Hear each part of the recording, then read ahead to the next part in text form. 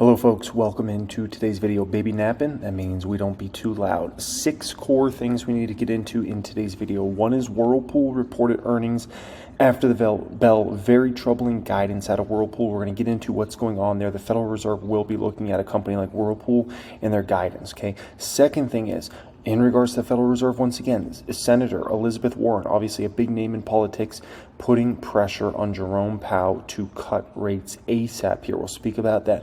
Third thing is Amazon terminates the iRobot deal.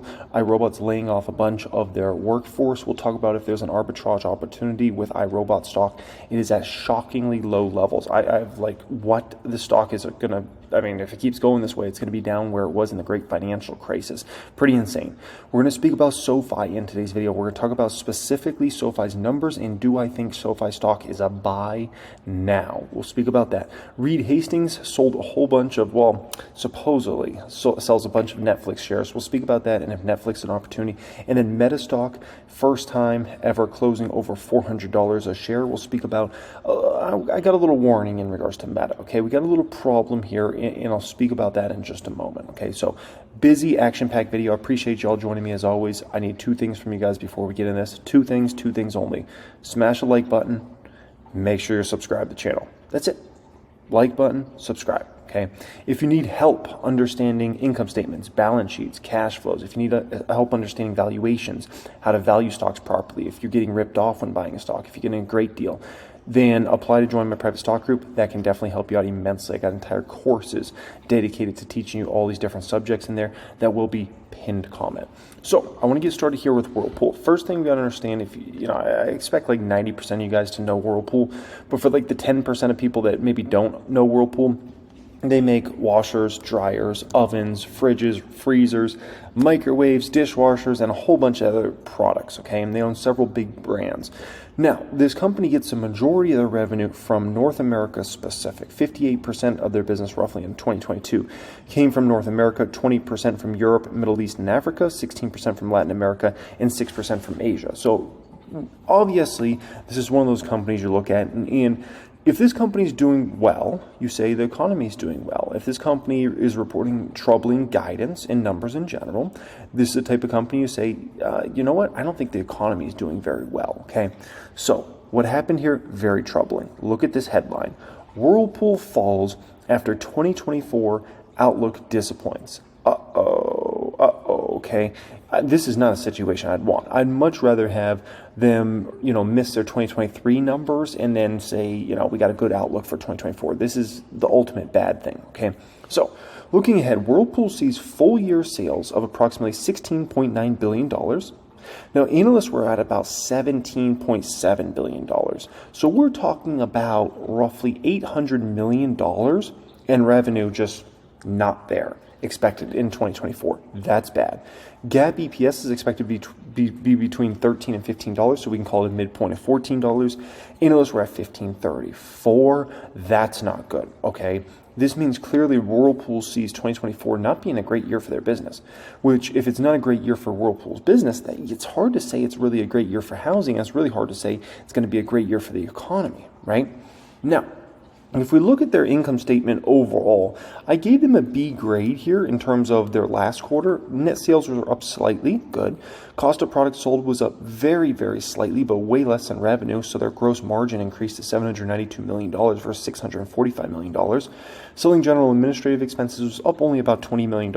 That's not too big of a number considering the revenue was up about $150 million or so, right? They did have a one-off gain for disposal of business here. They also had a one-off tax income benefit here. So kind of some one-offs really helped the numbers, and that made their EPS look like it was flying to the moon in their net earnings. So I thought it was an okay earnings, but the one-offs really helped them immensely. In terms of their balance sheet here, they have a little trouble. Cash and cash equivalents dropped about $400 million year over year, roughly, right? Current maturities of long-term debt also jumped quite substantially to $800 million from $248 million. But on the flip side, long-term debt was down almost $1 billion there, okay? Now, this is a problem for the Federal Reserve, right? There's certain companies the Federal Reserve is going to look at much heavier than other companies to really gauge on how the actual economy is doing, okay? Those companies are going to be companies like UPS, FedEx, Visa, Whirlpool, housing related companies, right?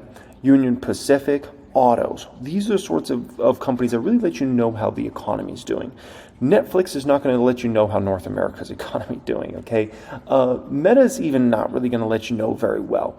You need to look at these sorts of companies. When these companies are all doing great, you can feel pretty good about the economy. When they're reporting some troubling guidance, that means, oh boy, maybe we're too tight on monetary policy. Maybe we have to lower interest rates. So this is something the Federal Reserve is going to have to look at. Now, to add insult to injury in this situation, Elizabeth Warren is now pushing Fed Chair Powell to cut astronomical rates, she calls it, astronomical rates, to ease housing pressure. Elizabeth Warren and 3 other Democrats urge Fed Chair Jerome Powell to bring down interest rates at the upcoming meeting to expand affordable housing. Okay, here's the deal, okay? Let me explain to everybody a little economics 101, okay? So first off, let me just mention this. If we do go into recession in the next 12 to 24 months, this is actually a smart move politically by Elizabeth Warren, because then she can say, I told you so. I told Jerome Powell, the Fed chair, I told him I can do his job better than he can do it. I'm smarter than him. I told him he was going to cause some problems, and sure enough, now we're in recession, right? It's great from that perspective. But here's the deal, okay? If Jerome Powell brings down interest rates a bunch and mortgage rates drop a ton, right? What do you think is going to happen to housing prices? If next thing you know, let's just say magically tomorrow, you could get a mortgage at 3.5%. Let's say that was a situation. Do you know what would happen immediately? A housing flipping flapjacking frenzy out there, okay? And then what's going to happen? Home prices are going to fly to the moon. It's economics 101, because all of a sudden there's going to be a massive amount of demand in the market that just wasn't in there. I mean, if rates were 3.5% tomorrow, I'm going to buy an investment property tomorrow. You know how many real estate investors, other than myself out there, that are looking and haven't been in the market because we're just, rates are too high right now, right? 3.5%, okay. Now we're back in the market. You know how many home buyers are just sitting around waiting for rates to drop? And if they dropped a bunch, do you know how many of them would also enter the market? And do you know how high prices would go immediately, right? It only works to drop rates like that and not have housing prices skyrocket is if you're in a big unemployment cycle. For instance, a great financial crisis, okay? So they drop mortgage rates, they drop interest rates down substantially, mortgage rates fell massively, and home prices obviously didn't increase, they actually decreased during the great financial crisis, but that was during a massive unemployment cycle. We're not in a massive unemployment cycle right now. We're at unemployment rates in the 3s. So if you have an unemployment rate in the 3s and then you make mortgage rates go back down to 3s or even the 4s, home prices skyrocket again. And guess what? Then you got affordability that's not in a good spot again. Okay? Never mind that. If that spikes inflation problems, then the Fed has to come back in, raise rates again with home prices that are even at another level higher. So, it sounds good in theory, and people that might not understand economics very well might say, yes, that sounds awesome. But then you think about the ramifications. As with all things in life, there's a cause and an effect, okay? And it doesn't just work one way. This is a game of chess, okay? It works a lot of different ways. A little food for thought there, okay? Now, iRobot is shockingly low. I couldn't believe this. I haven't tracked iRobot in quite some time, right? So their deal with Amazon's not going to go through. They were supposed to get bought out by Amazon for I believe it was $1.7 billion. The market cap's all the way down to $400 million range now at this point in time. It's down to $15 a share. I was thinking, maybe it went down to $25 or $30. 15?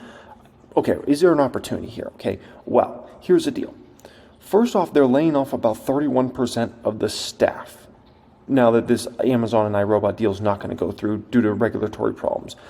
But not only that, the even bigger news to me is the face of the company that, as long as I can remember, Colin Angle, he's going to step down as well. So I thought that was intriguing because now you kind of have some question marks about what's the future of iRobot. You're laying off 31% of the staff and your CEO's going bye-bye? Ooh, okay. Now, Amazon, some good news here is Amazon's going to have to pay iRobot a previously agreed upon $94 million breakup fee, okay?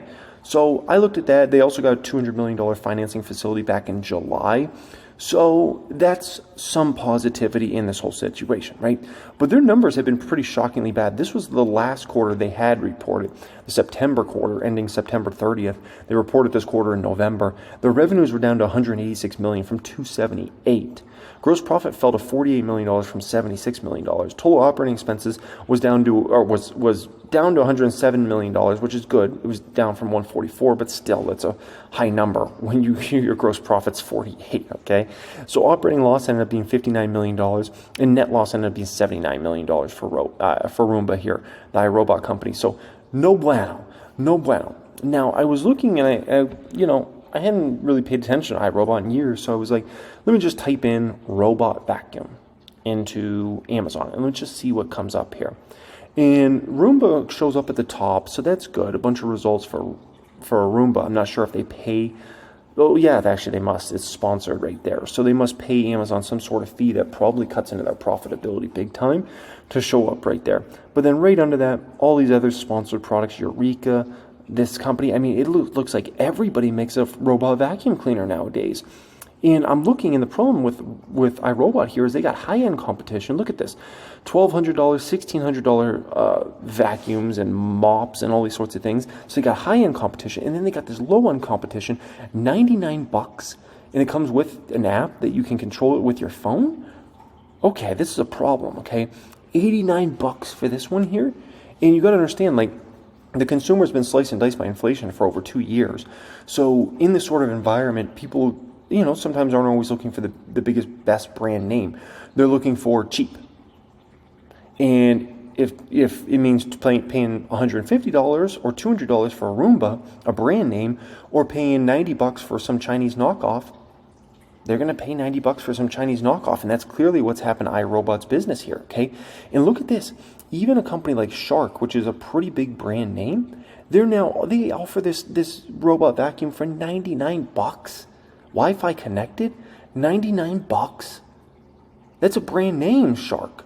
So that's vicious. And so it just looks like this Roomba company has ridiculous competition now at this point in time.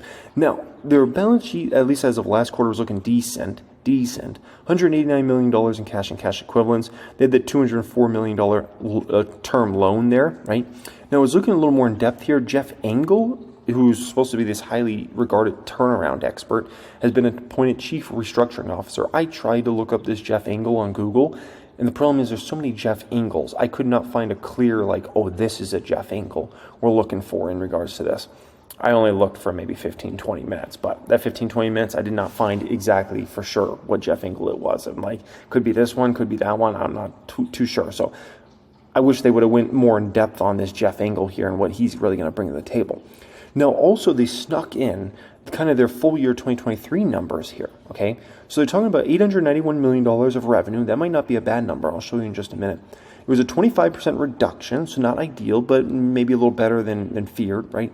GAAP operating loss between $265 million and $285 million, $185 million of cash. Amazon's got to pay them the $94 million termination fee there, okay? So that's good.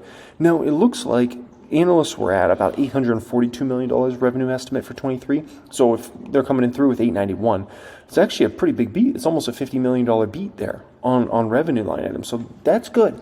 The problem is hardly any analysts cover the stock. It's like 2 analysts have numbers for this year and 1 analyst for next year.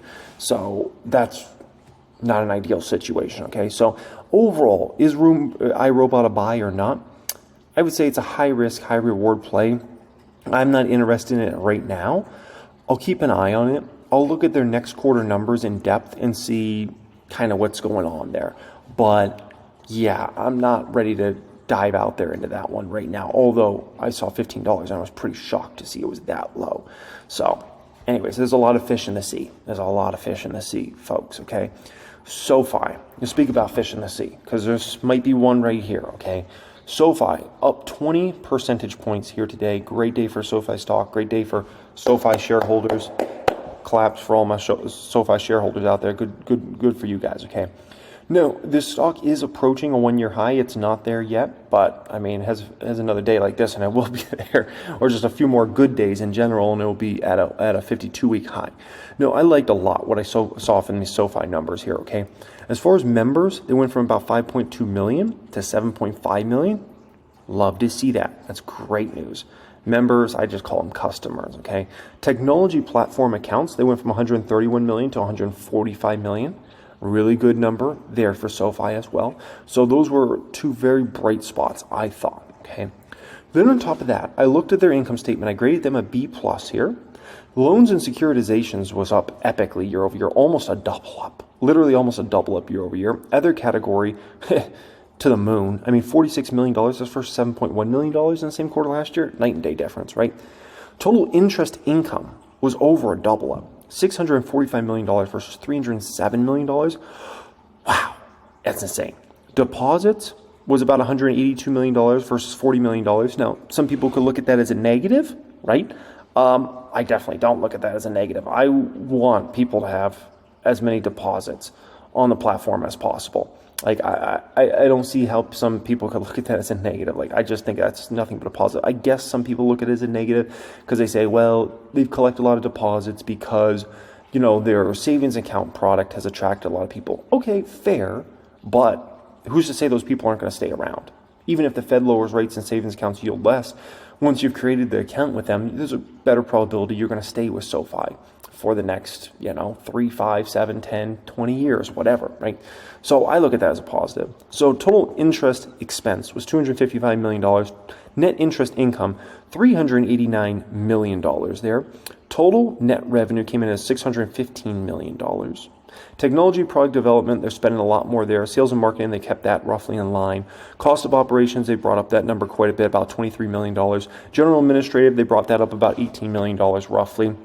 So those numbers were all obviously, pretty big increases, but look at the revenue. The revenue is a night and day difference. So, although, they're spending more and more, it's actually really small numbers compared to what their revenue is doing there, right? Income before income taxes was up to $51 million. That's versus negative $38 million in the same quarter last year. Net income came in at $47 million in the plus, almost $48 million in the plus, versus a $40 million loss in the same quarter last year. So that's a B plus quarter. That's a good quarter overall. Huge improvements for SoFi. I thought that was a really, really good earnings report overall. Now, some people might say, well, isn't SoFi expensive? I don't actually think it is. I don't think it is, folks. It trades at supposedly 70 times 2024 numbers. Keep in mind, they might blow away 11 cents of EPS. I mean, it's very possible this company could do anywhere between 15 and 25 cents in 2024. And so that's a little food for thought there, right? I mean, if you run in 15 cents, obviously that brings down the forward P immensely. If you're talking about 25 cents, I mean, it's a 9-day difference in terms of your forward P you're actually paying at that point in time. But even if you look at 2025, analysts only have them doing 23 cents of EPS, which, once again, that number might be low outside of a big recession or something like that. If we just have a normalized economy, that number's probably too low. And that would be 32 times next year's numbers. So they're going to eat through these high forward P probably immensely over the next 2 to 3 years. So it's going to go from, wow, the stock looks so expensive to, oh, no, it actually doesn't look very expensive, right? So overall, I got to say, SoFi has an extremely attractive risk reward now at this point in time, folks. Extremely attractive. So attractive that I'm strongly considering investing in the stock personally myself. I'm going to listen to a conference call likely tonight and see what I hear from that conference call, because I haven't done that. I've looked at all the numbers across the board, but the risk reward's getting really attractive on SoFi. And I know, wow, it's up so much today, 20%. It's nothing. There's nothing compared to what the stock could be up over the next 3 to 5 years. Let's just put it that way. If you got to pay $7 or $9 for the stock, it means nothing if that stock's going to $30 or $40 over the next few years. Nothing. So just a little food for thought in regards to that. That's why if a stock goes up a bunch, I'm not scared of it if it's really that sort of stock that has that sort of opportunity. So very attractive risk reward. I'll see where that goes, okay? Next up here, Reed Hastings, and we'll get to kind of a warning around meta stock here. Reed Hastings supposedly sells $1.1 billion in Netflix shares. Netflix co-founder and executive chairman Reed Hastings has gifted 2 million shares of the streaming giant, according to a regulatory filing, with current value of $1.1 billion. Hastings has a net worth of $6.6 billion, which, by the way, I thought it was higher than that. I'm surprised he's not worth at least $10 billion. I thought that number was low for him, but still, $6.6 billion is great. I just thought it was low for him. And obviously, a significant portion of that net worth is in Netflix stock. Quote, we don't know what it could be, whether it's a charity or multiple charities, says Vice President Ben Silverman told CNBC. There's always a possibility that they're shifting the stock somewhere else. For example, to a trust where they don't have control, or are not a beneficiary. That could be a potential, right? There's a lot of different things at play here. Do I think Reed Hastings thinks Netflix is screwed and so he wants to make a move out of Netflix? The answer is absolutely not. No, I think that's nothing at all, right? Now, when it comes to Netflix, here's the deal, okay? It's a sleep well at night, great stock. Here's the way I think about Netflix, right? It's kind of like, I always like to think like, what if your mom needed you to buy a stock with her money? And she's like, hey, Johnny, buy some stocks for me. Here's some money. And it's your grandma or your mom, and you're trying to think, okay, what stocks do I buy? And let's say you weren't allowed to just put in an S&P 500 index fund or something like that. You need to actually buy individual stocks. And so you start going through individual stocks, and you start thinking about, crap, man, who am I going to put my mom's money in, or my grandma's money in, right? And so you think differently when you think from that context, right? And so some of the first companies that come to mind would obviously be like the Apples and the Microsofts and the Metas and the Googles and those sorts of companies. The next group after that would be the Amazons, the Netflixes, the Nvidias, those sorts of companies, Shopify, those sorts of stocks come to mind after that, right? The Targets, Nike, Starbucks, McDonald's, like those sorts of companies, right? And so at the end of the day, it's a great company. It's likely going to continue to be a great stock and great company. It'll have ups and downs. 1 minute, all of a sudden, they're going to be talking about, oh, Netflix is spending too much on content. Netflix isn't bringing in enough subscribers. Then they're going to have a next level of growth. Like, it's the same story over and over again in regards to this one. Long term, it's probably $1,000 to $2,000 stock, okay? Meta. So Meta. We just hit over a $500,000 gain in regards to Meta. So golf claps to anybody who's in Meta stock. And, I mean, the gains are getting insane. A 1.75% move here today was $12,500 up for Meta stock here today, right? First time closing over $400. Huge historic moment for Meta, right? Now, in regards to Meta, okay? So, first off, the sentiment's pretty insane positive going into these earnings, okay? If Google comes in and nails it tomorrow after the bell, I think there's a decent probability that Meta's 420 plus by the time we even get to the earnings, which is only in a few days from now. Okay, and right now it's at like 401. So let's assume tomorrow's a relatively positive day. Google comes in and nails it. Ad spend way better than people anticipated, which is a possibility. Boom, Meta's flying that next day. Meta's flying on that next day, and running all the way into earnings. And then all of a sudden, maybe you're at a 420 or 425 or something like that going into the earnings, right? So that's all great. But the problem is when sentiment's already setting up that positive, now you have to come in with like these over the moon, insane numbers, insane guidance to keep everybody happy, to keep people from selling at that point in time because the stock's made such a big move and keep people wanting to buy. It has to be like shockingly insane beats to make people say, whoa, this is even one level, because they're already going to be assuming that. They're clearly already assuming that a little bit, given the stock's already moved to 400. But then if Google comes in, let's say beats revenue by 2 percentage points or 3 percentage points, and it's because of ad spend, oh, it's off to the races. It is off to the flip and flapjack and races here, okay? But that's all to go into Thursday, right? And remember, they report Thursday after the bell. I will, like 99% for sure, I'll be live streaming that on Twitch. So if you don't follow me on Twitch, make sure you follow me on Twitch. I will likely be live streaming because their earnings, Amazon and Apple, all after the bell. So that's going to be pure insanity. So I'm going to have to do a live stream for that, okay? But here's a problem. There's a few problems here, okay, that we could run into that could bring Meta stock down the next day, okay? One is a situation where Meta sandbags guidance. It's a potential. I've seen them do it before. What if they, decide maybe they're a little worried about 2024 and they give kind of a sandbag guide, and maybe the numbers are a little under where analysts are at right now? Or let's say they just go with basically a midpoint that's exactly where analysts are. Well, Wall Street would look at that as kind of a negative right now because the expectations are through the roof. So if you come in with a guide that, let's say, is just in line with analysts, it's not a good look. That could actually move the stock down quite a bit the next day, okay, on the Friday. The second thing that could pull the stock down is a situation there where Zuck is up in the spend, especially on Metaverse. Let's say he says, we're going to spend an extra $500 million a quarter on Metaverse spending or something like that. Ooh, Wall Street's not going to like that. They would throw a temper tantrum, no doubt about it, because they would say, oh my gosh, Zuckerberg's going down the same rabbit hole again. He's up in spend. Yeah, the revenue numbers are getting better, but he's going to get into, out of control spending again and all those sorts of things, right? That would freak a lot of people out. Third thing that could scare people is Apple wrecks the vibe. Remember, Apple's also reporting after the bell, same day Meta is, same day Amazon is. Apple's a way bigger weight than Meta and Amazon. I mean, if you combined Amazon and Meta together, the weighting would be, I think, only slightly more than Apple, or somewhere around roughly the size of Apple, right? So if Apple came in, and let's say Apple reports a weak guidance or weak last quarter numbers or something, right? Man, that could really wreck the vibe of Meta and other stocks in general, because all of a sudden people would be like, ooh, maybe we are going to go into recession if Apple's not quite there. So Apple could put a damper on things. The fourth thing is if AI chip spend hurts profitability in a substantial way, right? We know Meta's likely spending a fortune on NVIDIA chips in 2024.